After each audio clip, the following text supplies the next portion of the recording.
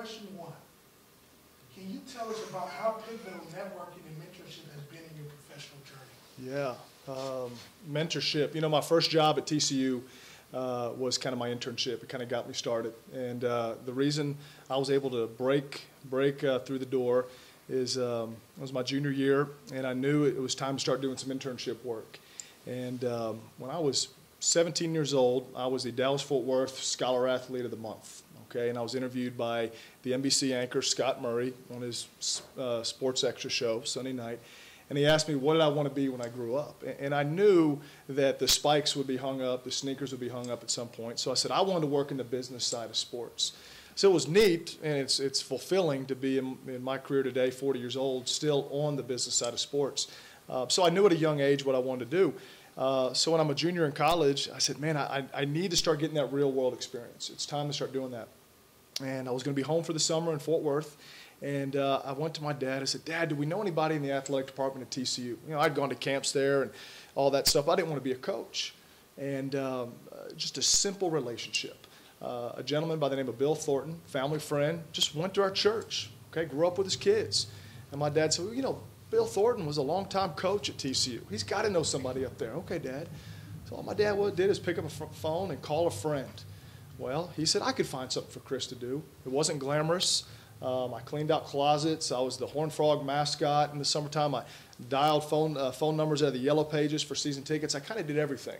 But I got a free opportunity all because I kind of had a vision. I asked my dad, do you have a friend? We had a family friend. They picked up the phone. They said, this kid wants to work for free. So to your point, networking and mentorship starts at a young age by just asking, hey, can I help out? Can I get my foot in the door? I didn't ask to get paid. I didn't ask for a title. I didn't ask for an office. I just said, hey, give me an avenue to get in. So to answer your question, it starts at a young age. It starts now with any kind of relationship you have with anybody in a field that you want to kind of go into. Perfect. Thank you. Sophia, we are going to throw it over to you. Sophia, what are some of the things that students should be doing now during their time at the institution to prepare them for a successful transition into the professional world? Great question. Well, you're here today, Yeah. so this is one of the main things that you guys definitely should be doing, and I congratulate you for being here. You came out in this weather. You decided, hey, okay, besides just the 2 passport stamps that you'll get some really great information on how to just continue and grow your career. So I'm a bit strategic I'm going to try to be strategic in my message, just because you can give the general information of, oh, you have to, of course, network and utilize LinkedIn or, you know, get a mentor. So if anyone here is a freshman, my biggest thing is explore. Begin your career exploration now. Exploration looks a little bit different. It starts in this space by exploring and hearing from other professionals about their career opportunity. It also starts with utilizing some of the tools that you have, and that's given to you, some of the resources at the university. Handshake. How many of you guys are familiar with Handshake, that platform? Oh, I love this room. Wonderful. So on Handshake, there are lots of opportunities where it's a career management system where typically you can find not just job opportunities, but information sessions, Starbucks and Amazon and a lot of companies that are actually coming here to see you specifically. They desired and said, hey, I want to meet with Washington State students, WSU students in particular. Also, another big thing from just career exploration and just stepping out there, and I would honestly say it's about making those connections. Again, I'm going back to Chris's point of networking. It is important, and you might hear it all the time. It's about who you know and not just about what you know. But your sophomore year, you should be building those contacts. You should be building that network because you will need that network your junior year for getting that internship or looking for that position and opportunity. So building that network, getting our information, connecting with us on LinkedIn. It starts anywhere and everywhere, even those who are around you, where you're sitting at right now with some of these individuals. I work with a lot of students who worked they did an internship with Boeing, and and that student said, oh, you know what, this was a really great internship for me, but I know someone else who would do really great in this internship as well. And so they would refer one of their peers. And so that peer would also then go into Boeing because it was a referral. So direct referrals, connections, they do matter. And taking that time to network, to build your contacts and to start building them right now are really important so that you can use those contacts for your junior and senior year when you're looking for those internships and those full-time job opportunities. Scott, just kind of staying on that technical train. As far as resume materials, how significant is my resume and application materials to earning consideration? You know, what are the non-negotiables if there are any? How many folks have a resume? Everybody, please. Hope. Yes. It is really important to have that resume in pristine condition.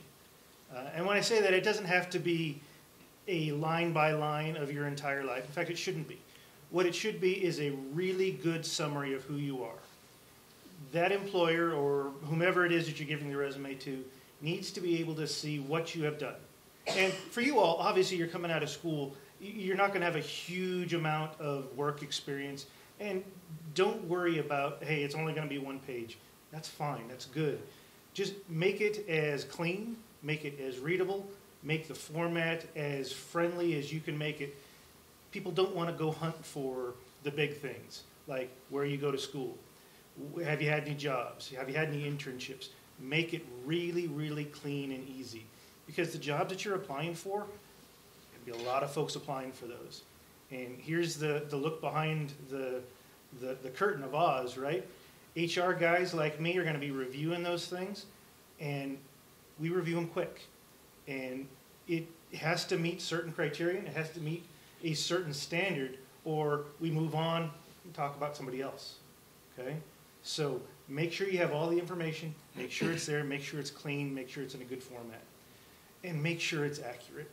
There's nothing worse than something, either application or the resume, something's just not quite right. The resume has to be perfect. The resume has to be your best shot. And that application, sometimes it's hard because companies like mine, they're going to these electronic application systems. You get online there and it's tough to weed your way through. Persevere through it. It's really, really important for you to get all the information in accurately and correctly because you're going to be asked about it. And if something doesn't match up, that's a big red flag. And you could lose an opportunity because of that. So attention to detail and format of that resume are the most important things. Courtney, can I jump in on that real quick? A mentor told me a long time ago on a resume, responsibilities and accomplishments, okay? So if you had a job, let's say in the summer, you're working at a news station. Responsibilities, what were you responsible for? And just be to the point. It doesn't have to be long, drawn out. What did you do? Really basic. Use verbs. And then accomplishments. What did you achieve in that role? Did you increase sales that summer? Did you increase efficiencies based off of an assignment that you were given? I'm a big believer. I want to see what did you do and what did you accomplish in that role. So I've always remembered that in my first resume, responsibilities and accomplishments. So remember that when you're describing your roles in your internship or your one or two jobs you've had. And be sure to tailor everything that you give to an employer to that specific job that you're applying for. You know, a lot of times, well, I'm applying for 6 different things, and you get the same resume or you get the same cover letter for each job. That's not the best practice. If you can tailor everything that you give, cover letter, applications, documents, resumes, for that specific job, you're going to be ahead. Not everybody does it, and the folks who do it get ahead. And Courtney, I would like to add on, everybody has this is the subject matter. Resumes are so important, especially for where you guys are. It is a living document of your existence, of experience, and so you need to just add everything from your experiences as a leader, as an athlete, to the part-time job that you had as a barista, to the honors, society or the club that you're a part of.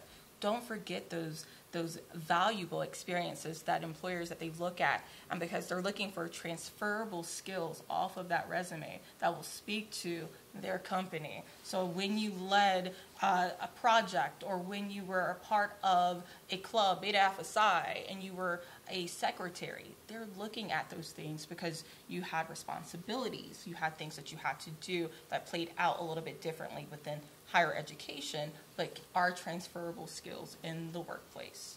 Hiring story about that. I had a young woman who we were interviewing for an engineering position, and it was okay. She probably wasn't going to get the job, but the interview was going okay. And then she started talking about this club that she was a leader of. It wasn't on her resume.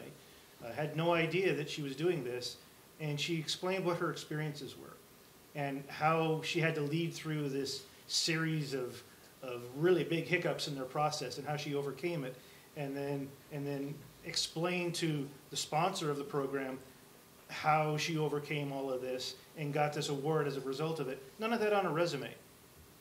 It turned the tide. It got her the job. And make sure you put those things where they're easy to find, because folks like me need things to be easy to find. I was switching over to Sam. Obviously, in your industry, you've seen a lot of sports profiles, good and some bad. My question to you would be, in your time covering sports, have you seen examples of athletes who effectively shaping their brands to market their value beyond being an athlete? Yeah. I mean, you don't have to work in TV to see it, right? I mean, I think there was a day and age where that was kind of just not the norm. There might be like a few select athletes who would do that. We see now that you can take your platform and be something more than just somebody who performs well on a field. It's an opportunity to show who you are, what you stand for, what you believe in. So I've seen it obviously firsthand as just a fan, as just an everyday person. I'm trying to think just, from a practical standpoint of working in the TV business, and certainly that has happened. I would think, as far as, and I hate, maybe it's brand, maybe it's just who you are. I'm not leery of the term brand. I feel it kind of makes it kind of more like, it dehumanizes who we are a little bit. Like, we're just who we are, right? But at the end, when you're on Twitter, when you're on social media, it is your brand. It is, what are you known for? What do you stand for? What are your values? I could share a story about somebody whose name is right out there, Ryan Leaf. Great college quarterback, was one of the greatest one-year runs in Pac-10 history, broke records, led his team to a Rose Bowl, all of that. Spoiler alert, things didn't work out very well for him afterwards. He was drafted right next to a guy by the name of Peyton Manning. He was, unfairly or fairly compared to him the rest of his life. Good luck with that, as being somebody who's linked to maybe the greatest QB of all time. Joe Montana, by the way, is the best quarterback of all time. Troy Aikman. Yeah. Another panel to be continued. But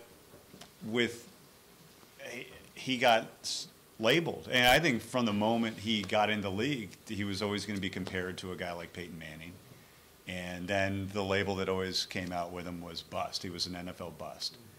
And then that was actually, a few years later, would have been a good title for him, because then he was known as a drug addict. He was battling an addiction to painkillers.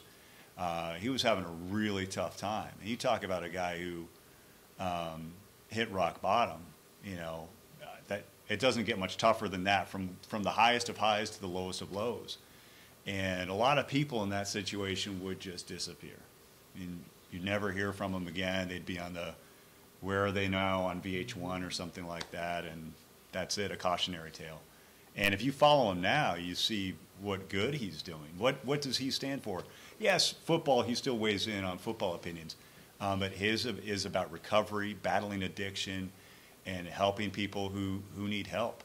And that's what he's known for now. And I don't know if he meant to rehabilitate his image. I think I would like to think that his intentions were just noble. He's been there. He knows how to help people now. He's taking it one day at a time, but he wants to use his voice to help other people. But in the process, he was able to rehabilitate his own image. So I think that, you know, wherever your life takes you now, in the future, you're kind of in. You got to have a hand on the steering wheel. You know, society and the media can steer it a little bit, but you got to get your hands on the wheel and share what you stand for, what's important to you. And a guy like Ryan Leaf, I think, is a perfect example of that. Moving back over to you, Chris. How can student athletes leverage their image and exposure to enhance their career prospects after their playing days? Yeah, I think you can't shy away from it on a resume. You know, if I'm a hiring manager, I'm looking for a team player, okay? Even if you're in an individual sport, there's elements of team. I'm looking at somebody that's going to work hard when it's tough. I'm going to look for somebody that's going to be dedicated, that's going to be at the job early and stay late. These are all things that our student athletes are doing. I see you at the gym in the morning at 5:30. I see you at events like this in the evening. You're going to class, you have practice. Utilize the things that make you a great student athlete at the highest level. You're at the highest level. You're a Division I athlete in the Pac-12. All right, so the standards of being an athlete at that level are really high. And the accountability that each one of you have from your coaches and administrators is extremely high as well. Share that. Talk about that. In an interview, you know, you may say, Mr. Smith, I didn't get a chance to do an internship this summer because my volleyball team went on a trip to Europe. But here are the experiences we had. We were up at 5 o'clock in the morning for training, and then we sight saw, and we did history lessons, and then we practiced, and we played club team. Tell these stories because that's an internship. I mean, it may not be a traditional internship, but it shows hard work, determination. So all the skills that make you successful on the court, on the field, and in the classroom, tell that to future employers because that's what I want to hire. I want to hire somebody that when it gets tough, we're going to work hard, we're not going to fold. I want to have somebody that's going to come in early and get the work done when maybe the plate's a little full. So share that story. I think it's really important. Yeah, very true. Really important. Thank you. Moving over to Sophia. What are when you're working with employers in Carson, what are some of the characteristics or skill sets that employers are generally looking for from students that they recruit over at Carson? Well, I'm just going to steal everything that Chris stated just earlier, but no, honestly, it's grit. So everyone that I see from Boeing, from Scott Carson, the CEO, from all of the AVPs and recruiters that do come to the Carson College of Business, I always ask them, what do you want from us? Every institution has their own makeup, and we have to understand within this institution at Washington State University, we have a land-grant mission to serve our students and to develop you, to ensure that we're holistically developing you. And so when employers come here, they're looking to see, oh, okay, I know your students are hardworking, they have grit, they have perseverance, they have leadership experiences, and that's why they come to recruit a lot of our students is because they expect to see not only is this person an athlete, but they are a part of a fraternity or sorority. They also give back in their community. They also are very involved within their community or organization. So there are, again, a lot of those characteristics that Chris was stating in regards to your ability to just be to persevere, to work hard.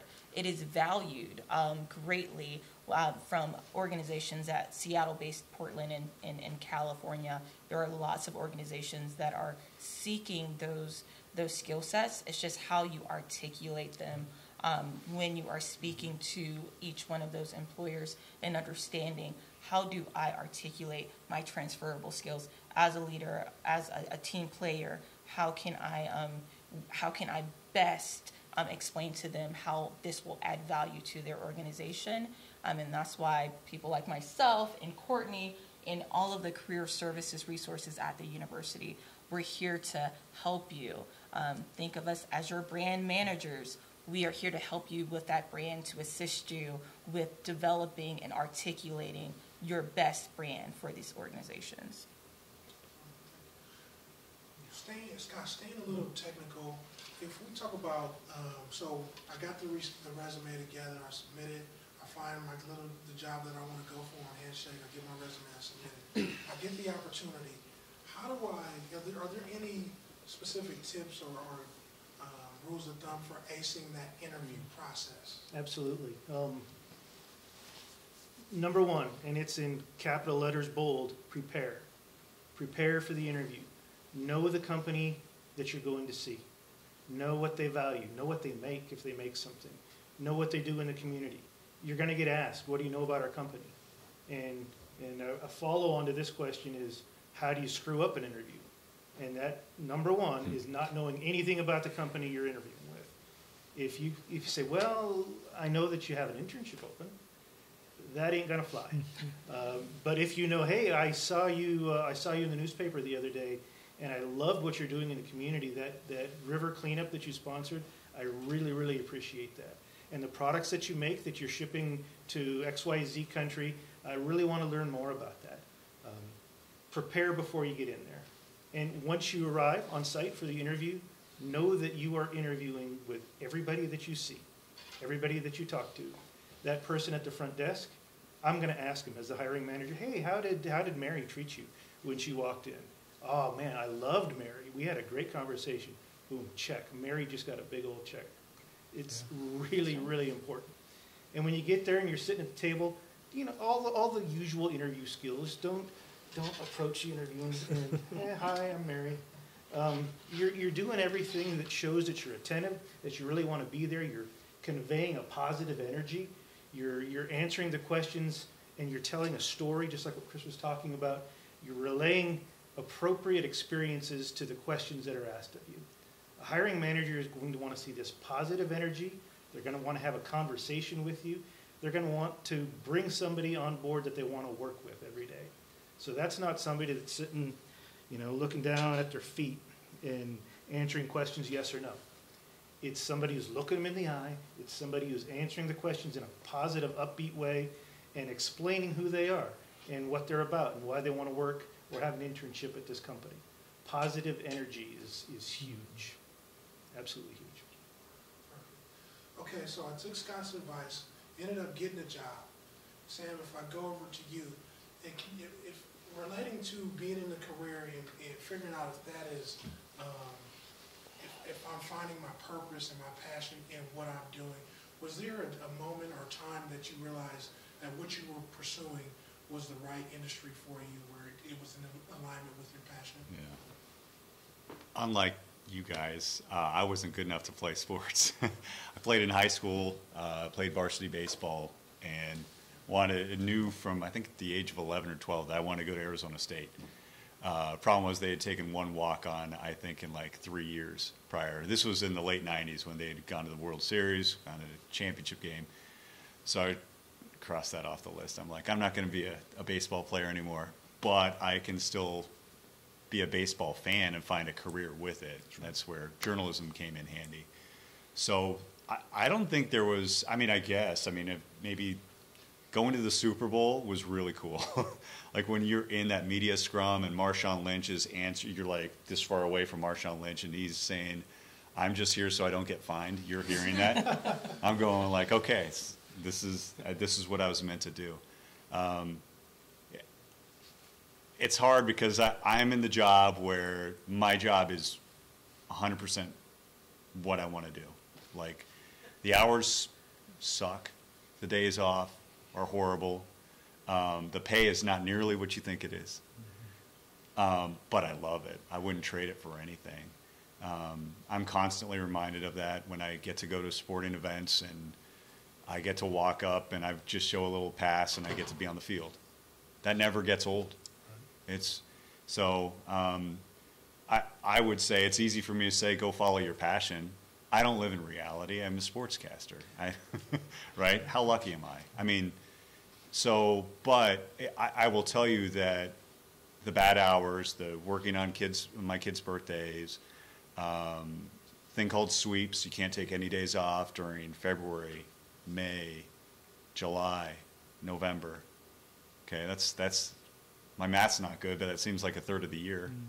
Okay, get ready to work Christmas, get ready to work Thanksgiving, all those things, right? All that though is balanced out by the fact that I'm pursuing my passion. I still love what I do. So if you can incorporate that in your life, if you can find that passion for what you want to do, what makes you go, and you're able to apply that somehow into your job, consider yourself blessed. And just, it makes it a lot easier when you love what you do. And if you're able to, here, I'll throw a random thing out here, just came to mind. Anybody like video games? Please tell me just one person. All right. Well, I mean, this Twitch thing, you see this? Like, you watch people play video games on Twitch. It's the craziest thing in the world. Like Ninja and these guys, like, they make millions of dollars a year on it. I've always been kind of a closet video gamer. I love video games. This isn't being recorded, right? And I took it, I made a little presentation and took it to our general manager and everybody because we're looking for TV's kind of like a dinosaur. Like, people are looking down at their phones and tablets and their connected devices, and people aren't watching TV as much. So, well, why don't we start a Twitch channel? Why don't we start streaming video games? We have all these people who are gamers. Why don't we just start streaming it? And lo and behold, we were able to do that. We launched a Twitch channel. We did a 50-hour marathon of this indie video game to start off. Then Sony mailed me a PlayStation 4 Spider-Man game to play and review, as if my life wasn't cool enough already. But if you can find, I don't know, whatever it is, I know this does not fit everything, but if you find a passion or something that you like, chances are, if you're creative enough with it, you might be able to find a way to put that into your career or into your job. Thank you. Going back to Chris, just reflecting on the career journey, and obviously all the things that you've had to do in your time in the athletics industry. Sure. How does one set themselves up to display their value in the workplace to increase the opportunities for promotion or advancement? Yeah, I think it starts from within. And again, I relate everything back to playing ball because, when you play ball, the best players, the best teammates do their job. They do their role on the team. And you know your role on the team. If you're a baseball player, you may be a great hitter. You may be a great shortstop. You may be a great pitcher. You may just be a great team guy on the bench. So you first got to know your role in the organization and be really good at that role. I think too many people, whether it's my generation or the next or the generation coming up, they want to move in their careers way too fast. They want the next job, the next title, the next car, the next house. They want all this stuff. Well, just be really good at the role that you have, and especially when you get to work in an industry. I tell people I've never graduated from college. I've worked at six institutions. I have 2 diplomas from Texas A&M, but I feel like I have a diploma from 5 other places. I'm so lucky. I've never left college, and I get to work in college athletics. So be grateful for where you are, be grateful for the opportunity you have, and just work really, really hard. And I think there's a difference between, brown-nosing and going above and beyond. It's no different with your coach. Your coach is going to see who's a phony and who's a genuine hard worker, so just be a hard worker, and I think you'll naturally progress in your career. But if you're chasing things too quick, if you're a freshman expecting to start and there's 3 All-Americans in front of you, you can work hard, but it may not happen your freshman year. That's okay. I had an opportunity to be an athletic director 18 months ago. I was a finalist for the job at UTEP. Didn't work out. I could have had a pity party for myself and gone and hid in the corner and got out of the industry. Guess what? I'm now working in the Pac-12 with Pat Chun and at this awesome institution. Things work out for people that work hard and have a good attitude. So, yeah. Sophia, how does one balance professionalism versus personality in the workplace? That's a really good question. So when you think about professionalism, it's just the expectation. It's already there. It's what's expected of you. Employers and organizations, they just or wherever you're looking to work within that industry. Every industry has their different level of what professionalism is, and it's important to understand and to know, well, what is that, right? Within the organization that I work with, a lot of businesses is typically, okay, if you come to an interview or if you go to work, they're expecting suit and tie. They're expecting for men suit and tie. For women a dress or dress pants. And so when you're looking at, just depending on the level of where you're going, if you're desiring to, okay, I need to interview for an opportunity, right? You want to be able to, one, give that expectation of, I understand what professionalism is. But at the same time, you want to also still relay your own personality of who you are. Don't go into, oh, I have to turn off who I am as an individual when you interview with anyone, because that's actually the selling point for a lot of organizations that I work with. I have plenty of examples of students who I know them very well, and they have really great personalities, and they know how to, to turn it on and turn it off. But whenever when they have to show up, they're not showing their true selves, like who they are to that organization. And so they might turn on someone completely different or a robot. And so when we ask you to become professional, we're not saying, don't be you. We're asking you to still give that same level of expectation that that organization or employer is looking for. But to still give small nuances of who you are as an individual, just basically what represents you. When I talk to my students and I talk to them about interviewing or talking to organizations, I always tell them, you're not the only one being interviewed. You're interviewing them also.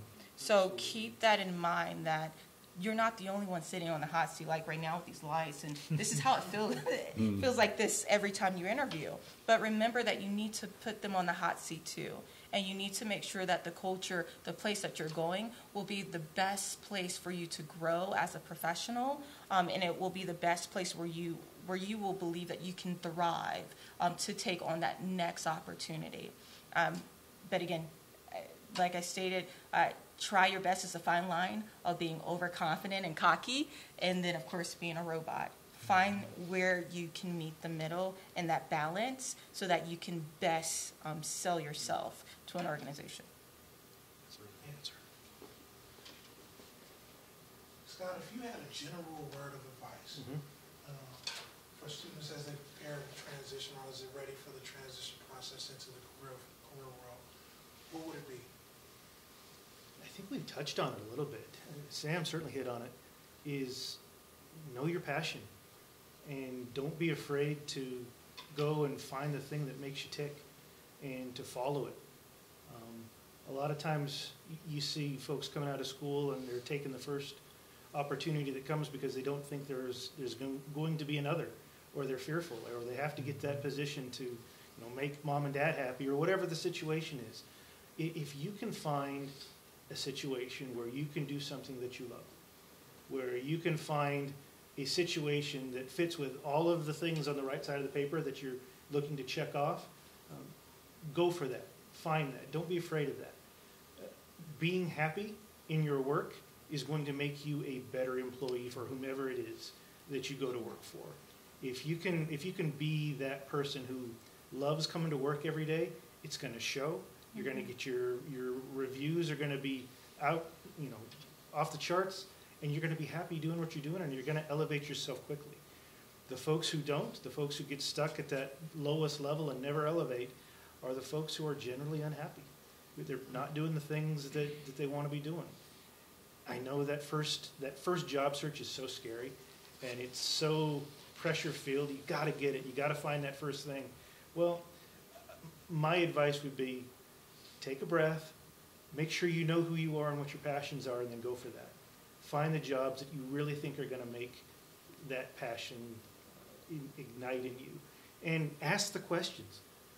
Talked about who you are at the interview and the other folks on the other side of the table. A big mistake, going back to the mistakes question, is not asking those questions at the end of your interview to make sure you know who you're interviewing with. Know that company. Do your research beforehand.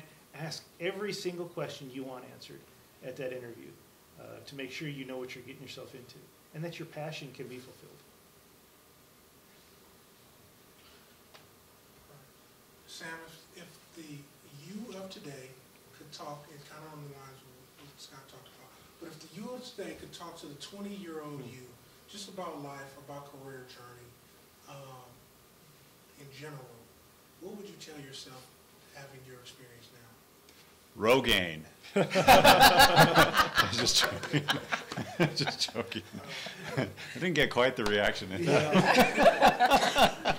No, it's okay to laugh about it, guys.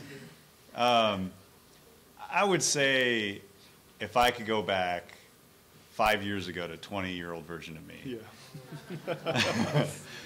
I would say shut up and listen. I would say, like, listen. Just, I just remember thinking how much I thought I knew when, I'm not saying you guys are like that. You guys are all good. Don't shut up. But when I was your age, I felt like I don't know, you put on this false bravado and sometimes you're afraid to ask for help or afraid you view listening as a weakness. Some of the smartest people in the world are good listeners. And they listen. They don't talk, but when they do, it means something. So if I had any advice to 20-year-old Sam, I would say absorb as much as you can, ask as many questions as you can, listen as much as you can. By asking questions, you're actually making a statement about yourself. You don't have to brag about yourself. You can. You absolutely can. You need to sell yourself. But the line of questioning that you bring out, the things that you ask, represent how much you're engaged in something, how curious you are about something. If you can't ask a question when you're 20, then when are you going to do it, right? Mm-hmm. That's the time to be asking. Ask questions of yourself.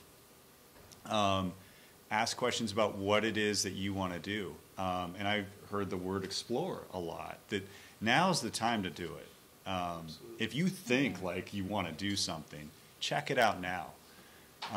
Because the doors won't be as open 10 years, 20 years later. They may still be there, but it's going to be harder for you to get in the door because you're going to have real world problems. You're going to have a mortgage. You may have children. You will have mouths to feed and bills to pay. Not that you don't have those troubles now, but multiply it. It's not going to get easier. So if there was ever a time for you to go, hey, look, I'm thinking about being a sportscaster or working in HR or working in education or working for an athletic department or anything like that, you right now are in a position like you'll never be in again. You have access to all sorts of tools. I think by law, a university has to give you access to everything. So why not utilize it? You have a lot of tools at your disposal right now. So don't be afraid to ask questions. There's no such thing as a stupid question. There really isn't. If you're unclear on something, ask. And, the worst somebody can do is not laugh at your joke when you make a joke about Rogaine. So, Chris, going back to you. Yeah. We'll do this before we go back to Q&A. But obviously we know that there's no straight lines to success. And there might be some times, it's not going to be how we want it to be the way as we progress all the time. And so for the instances when we might face a challenge or something beyond our control happens, how do you progress forward? Or is there just a specific mindset or anything that you hold on to in your personal? Yeah, twice in my career, I was passed over for an opportunity. At Texas State, I was passed over for an associate AD position at 29 or 30. And I kept thinking, man, wouldn't that be great to be 30 years old and already be an associate AD? I got passed over. And that happens. Like I mentioned 18 months ago, I was a finalist for an athletic director job right there. Thought I was going to get it, didn't get it. So I think perseverance and having kind of a long-range goal is really, really important in all this. There's going to be times in your life where it doesn't work out perfect. I mean, that's true from when you're itty-bitty till when you leave this earth. So if you know that, and you have we were talking about having a positive attitude, you're going to go places in whatever industry you choose. So I think never get complacent. Always know that there's a reason certain things happen, and we talk about it in athletics all the time. You know, maybe there was a reason you got benched or you didn't start that ball game. Coach was trying to send a message or try to get something out of you. So just utilize when you have some negative things happen in your life to better yourself. And whether that's your personal life, whether that's your career, it's going to happen. I mean, nobody has a perfect life. We know that. So don't get down. Push forward. Lean on your mentors. Lean on your friends. And carry that positive attitude, because that's what's going to elevate people in any career. I promise you that, is having a positive attitude and knowing that the end goal may not happen tomorrow, may not happen next week, may not happen 10 years from now. If you keep working hard, you're going to get there. Grit and perseverance. Yeah. Absolutely. Yeah. Perfect. Now we are at our Q&A, and so feel free to ask the questions, and it could be technical, it could be philosophical, it could be aspirational, but any questions, we have a well-rounded panel here. So any questions you guys have, if you have a question, just raise your hand and direct it to who you would like to direct it to, and we'll roll it. It's kind of a general one, but what were some things that you guys feel like you did well to bounce back from a career mistake?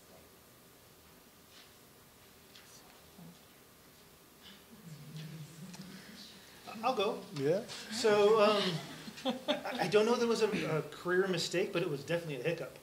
I talked about that paper company down in Lewiston, Idaho, and been having some difficult times. They elected to lay off a bunch of folks, folks that had been there since the beginning, who might have made a little bit more money than the company wanted to pay, and they laid them off. Hi, I was one of those.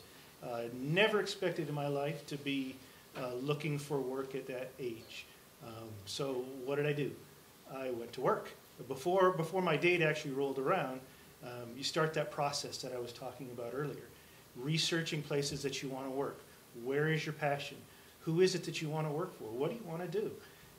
Do your research. Start to prepare your resume for the right person to see it, that says the right things for the right job at the right time. So it's all about grit. It was the last thing I wanted to do at that point, is find a new place to work. But what choice did I have? I got to do it, so I got to do it right. So jump in. What keeps people from doing that is fear. Is they don't want to take that next step. They don't know what to do, so they do nothing. And unfortunately, that is not going to get you anywhere. Buck up, show the grit, get it done. I'm 24. First full-time job at Sam Houston State. It's a Thursday night game. I think it was picked up by regional TV, playing McNeese State. We had 6 suites. One suite was available to entertain, prospective donors that may want to be involved in the program. It's hard to get people up there on a Thursday night, so it was empty. Been on the job for 8 months. Called up some of my buddies from Texas A&M. Hey, why don't y'all come over and sit in the suite, have a good time? So I just called up some friends. It wasn't being used. I said, hey, why don't y'all use the suite? I thought I'd be the big man. Hey, I've got a suite. My friends could be in it. Called in the next morning. And right there, I was basically told, that is not appropriate behavior. And I had to choose a path right there of saying, yes, sir. And I never made that mistake again. I separated friendships and the industry, and talking about the benefits you have of being in the industry. And I learned at 24, there's going to be some cool stuff that I have access to in my career. And I learned a really hard lesson. I've never done that. I get friends that call me all the time. Hey, slip me in the back door. Hey, get me down on the field. Can't do it. Because I remember when I was 24, I made a mistake. So mistakes are okay. Just learn from them. Just learn from them. Yeah. I'll further that too, that when you're young especially, that's when you want to make mistakes. Right. You're in good company. If not now, when are you going to do it? When the ramifications hopefully are they feel big at the time, but they could be a career killer later. I'll give you an exclusive here, only to Washington State. You heard it here first. Anchorage, Alaska, 1999. Yeah, 1999, we'll go with that. And we record, so we do the nightly sportscast at 11 o'clock, and then kind of a insider thing. We're not in the morning show the next day. I'm not getting up at 4 o'clock in the morning to do the morning sports report. We record it the night before. the teleprompter was down, so I had to go, I had to wing it. I did my read, and I messed it up. And instead of saying I messed that one up, I punched it with a different word that begins with F. I said, I blanked that one up. Can we do it again? And we did. Next morning comes. Guess which version of the morning sportscast do you think they play? Yeah. So poor Lauren Maxwell, the morning anchor, tosses to Sam Adams with a look at sports. I'm like, Charles Barkley got his 20,000th point last night, and I effed that one up. Can we do it again? And then it just goes back to her on camera, right? I guess my point is this. News director calls me. I have no idea what's going on. He goes, I need you to come in early today. I'm like, okay. So what's going on? And he doesn't say anything. He just plays the tape, plays the air check. And he goes, what should I do? I looked. I was like, you should fire me. You should fire me. He goes, well, why? He goes, because I messed up. He goes, well, the tape operator was the one who should probably be in trouble. They didn't cue it up. I'm like, well, I gave him the rope to hang me with. He goes, well, the producer could have double checked it. I said, but I'm the one who said it. And he said, that's the right answer. I'm going to suspend you for the day. Which, by the way, that day I went and bought a N64 video game and played it all day. But the point is accountability and learning from your mistakes. Everybody makes mistakes. We kind of want you to, because mistakes define who you are later. You learn from them. And so the original question was, how did you bounce back from a career mistake? I've made a career out of making mistakes. I feel like that's made me who the person I am, where every day I had a young pup in our sports department ask me, like, how do you know so much? Like, he was bringing up a hypothetical. I said, no, don't do that, because this will happen. He goes, how do you know that? I'm like, I spent my lifetime doing that, doing the wrong thing, and learning from it. So just keep making mistakes and learning from them. And that's the important part. Remember them. And don't let that define who you are, but learn from them. So remember how that felt when you made that mistake, and don't blame somebody else. Own it. You did Absolutely. it. It's your fault. It's your fault. But only you can fix it. And by not making that mistake the next time, you have learned. By the way, I've never sworn in front of a microphone in my life since. In my life. There's a camera on a phone. I don't swear. You won't get me next time, Internet. So nobody got it back then, 1999. Thank goodness. But just learn from your mistakes. Bounce back. You'll be just fine. Any other questions? Don't make that be the walk-off, guys. Yeah, There we right. go. Balancing your professional life with kind of relaxing in your personal life, what are some key things you can do even when you're, maybe working long days or gone for a while, and you really need something to, refocus yourself mentally before you go on a long work break or, any of that, just stuff you can do for yourself. I mean, I'm sure you have families and everything too, but kids can be a lot of work, I know. So, and that's open for any of you. I feel like I know Sam's answer, but. If there's one thing I could do a whole lot better, it's that. Exactly. A lot of times an HR person doesn't get to disconnect, because if it's a 24/7 operation, there's stuff that's happening all the time. So unfortunately, the advent of these terrible things puts you on call 24/7, 365 for me. But when I can, I break away with things I love to do. Fly fishing for me is one of the few things that I can just go out and just totally lose myself in the fly and the water and the placement and what I want to see out of it. I don't know why. If I go running, my mind is going a mile a minute about work and life and kids and everything else. When I go fly fishing, it's me and the fly and the fish, and that's all there is. So find that thing. Sometimes my daughter, it's music.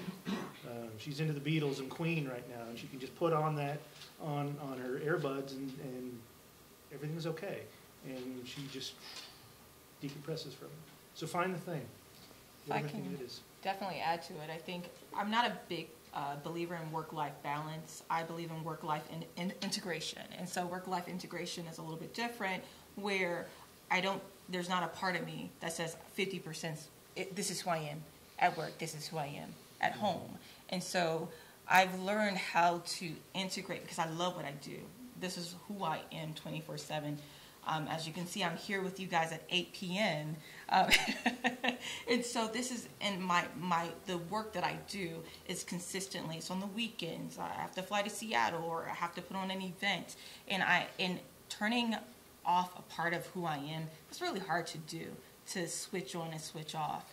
The best thing that I can do for myself is to understand, okay, how can I be the best Sophia for the university and the institution, as well as for my family, as well as for myself. And so understanding what is self-care for you as an individual in your own individual terms, as well as don't turn who you are off. Just continually understand, well, this is the place of who I am, the environment that I'm working within, and I'm still giving them the best part of me, and holistically all of who you are to your place of work, and still to your family, if that's your mom, dad, sister, brother, husband, wife, and then of course to yourself. So just understanding and finding how to best integrate the best parts of you, so that you're not just saying, oh, I have to give them one side of me here and then another part of me there, but how to integrate that would definitely help. It's something I'm learning how to do every day. Mm-hmm. I'll throw some relationship advice out there. I was single until I was 28 years old, so I was a professional for about 4 years. And in working in athletics, you have events like this. You're at all the games. When searching for, a partner, a wife, I made sure that I married someone that loved this industry. Okay, you will see us as a family together at the men's and women's basketball games, at volleyball, at soccer, at baseball in the spring. Now, there's some nights that are too late, and Matthew's got to get to bed. They'll leave at halftime, but we try to do things together. So while I'm working, I'm integrated with my family. And so I would say, if you're going to choose a non-traditional career that has non-traditional hours, be really careful as to who you bring in to that life with you, because it's a great walk and partnership that I have with my wife, because she loves it.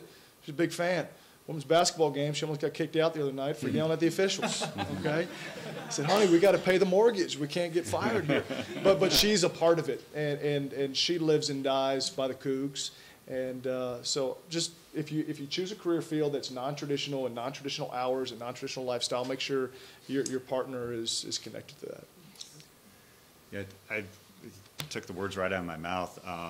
That it's hard, like, no matter what you do, you feel like you're shortchanging somebody or something. If you do the percentage, if you're doing 60% work, 40% family, you only have 100% to give. You feel like you're giving your all to one and neglecting another. And that is difficult. That is, I think, just called parental guilt. I think it's like, no matter what you do, you're going to always feel like, could I have done more? Could I have been better? I ask my wife every once in a while, just be honest with me, be straight up. Am I doing enough? Could I do more? And I don't want the answer to be, oh, you're just so busy. We understand. They appreciate the little battles you fight to make yourself available, which is huge. And sometimes you just have to pick, like, look, I'm sorry. I know my work is not necessarily going to like it, but you if you're at a place long enough, I think that you build enough credibility that they go, look, when's the last time that person did that? It must have been really important to them, and we want to make sure that they're happy long term, that we're cool with that. And then I do the same thing. I make sure I'm able to integrate my family into my work if I can. So if I'm working a day that I normally don't work, right now my son is my spotter. So a spotter's like the person who's got the binoculars on or writing down stats. In fact, I just did an Idaho game where I had my daughter on one side, my son on another. One was offense, one was defense, and they had a blast. And for me, it was great being with them and spending the day with them to do that. There's no, you're always going to make a sacrifice. But I mean, that's just life. That's just life. But if you can get creative, I think is one thing. I think that it's served my family well, because if not for that, I probably would have. There have been times in my life where I'm like, no, I can't do it. You'll hit a fork in a road where you're going. Your kids are either you're planning for children, or they're a certain age, or you hit some sort of fork in the road in your career and in your life where you may have to choose. Luckily, I still, every time I've been able to stay, but I renewed my commitment to my family and to my life, because my career satisfies me. It makes me so happy. But I will be honest with you, my family is more important. When push comes to shove, and by the way, that's not everybody's answer. I don't judge anybody who says, look, when push comes to shove, I need to choose one or the other. You may have to hit that. But I guess it's just, I don't know, we all have our little life hacks, our little kind of secrets that help, that I would share that with the world, that you're able to do that. But we all go through it, just so you know. Perfect. Any other questions? Perfect. Well, I think that is, if there are any other last words from our panel? I'll tell this group, because everybody in here has the benefit of two folks being, here on campus, and another gentleman, here in the community, and someone just right up the road in Spokane. Reach out. My office is down the hall from Courtney's. If you want to just utilize what you have on this campus right now to help you in your career path. I love helping young people pursue their goals and dreams. So there's advice. I'll read a resume. I'll show you my resume and say, hey, take some of this and change it up. We're here to help, and I think all of us would echo that too. We want to see you, because you're here tonight, and that's the first step, which is really, really awesome. So anytime, I'd love to help. Don't think that you're a bother when you do make the call. Mm-hmm. That's right. Because that's what I hear all the time from folks of your age is, well, I didn't do that because I didn't want to bother you. You're so busy, blah blah blah. It'd be the highlight of a day, Sure. honestly, to get a call from you and to just talk about you and what you want to do and how we can help you. So don't ever let that get in the way. The worst thing you can do is nothing. Reach out, do something, even if you're not sure of what it is. It's okay to fail, but you're not going to fail if you're reaching out and asking questions and looking for advice. Cougs help Cougs. Use LinkedIn. Cougs help Cougs. So even if you do not know that Coug, you find them on LinkedIn, and if they're working somewhere and you're really interested, I bet you my bottom dollar they will reach back out to you and say, I would love to meet with you and have that conversation on the phone, or when you're in Seattle, or when they're here in Pullman. So just explore, utilize the tools that you all have right now as a undergrad, because this is, I'm telling you, you are all very valuable right now to organizations and employers. They really, really, truly see you as valuable, and I want you guys to leverage what you have right now. Once you graduate, it changes just a bit, but definitely leverage your opportunity with where you are now.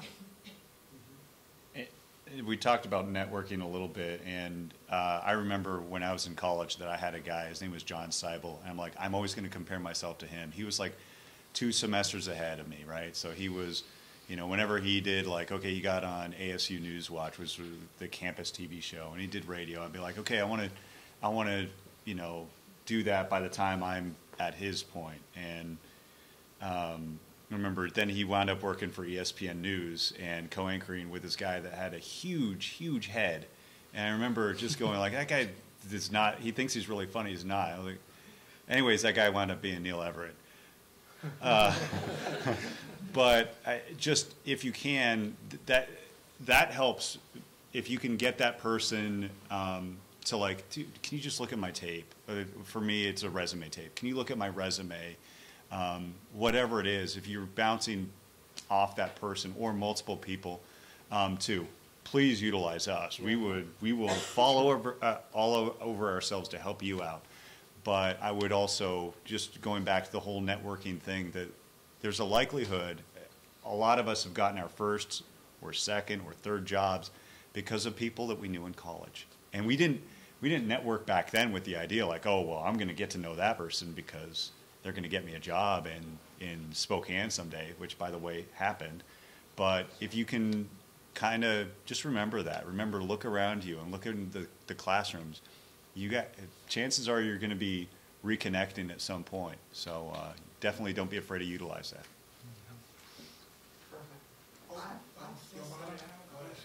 Yes. I know it's like closing. No, you're fine. If you are like truly curious and interested in like a lot of things, where would you start actually? Like, That's a great I'm question. actually interested in a lot of things. I honestly, as a career development professional, I would advise you to meet with someone like Courtney or myself. There is a way that we can assist you in it's all about self-evaluation and taking that moment to self-explore first. We can help you in pinpointing and saying, okay, well, from that self-assessment, it appears that these are some of the things that you're truly interested in, and these are some of the avenues that you might want to start to explore in. But yet, utilizing the services, career professionals, when you get out of college, they're not for free. They cost like $200 or $300 per hour. So utilize what you currently have if you're interested in lots of things, but you just don't know where to start. Start with us, and we can help you to hone it down just a bit, and so that you can navigate that space of exploring. Internships, Yeah. 3 months at a summer. Okay, that one I hate. So moving on. If you ask very nicely, companies are going to say yes to something like a job shadow. Go there for a couple of days. Okay, I want to do graphic design. Go at the graphic design department, sit down and watch what they do. See if that truly is what you think it is. 9 times out of 10, folks get this picture of an occupation in their mind. It's not always accurate. So job shadows, internships, going and just asking questions. Satisfy that curiosity, gain knowledge. The best decisions are fact-based, and they're not based on assumptions or what you saw on TV. So try to get as much knowledge in any way that you can. And folks who do that sort of thing that you think you might be interested in, be very happy to help you. They absolutely would be. And for an internship, for example, I know that like my company, my TV station has an internship coordinator. So you could reach out to that person. They'll probably point you back to the university, but at least you got a foot in the door. And especially if you know somebody, and so let's say you were to talk to me, for example, say, hey, look, I'm interested in internship. It's not passing the buck, but I would say, all right, here's Jeff Height's email address, but then mention my name. And then I would go to Jeff the next day and say, hey, just be on the lookout for this person's email. They were interested in an internship. That already puts you ahead of many other people. For sure. Perfect. Well, that is Passport Session of Professional Panel 2019. Want to thank our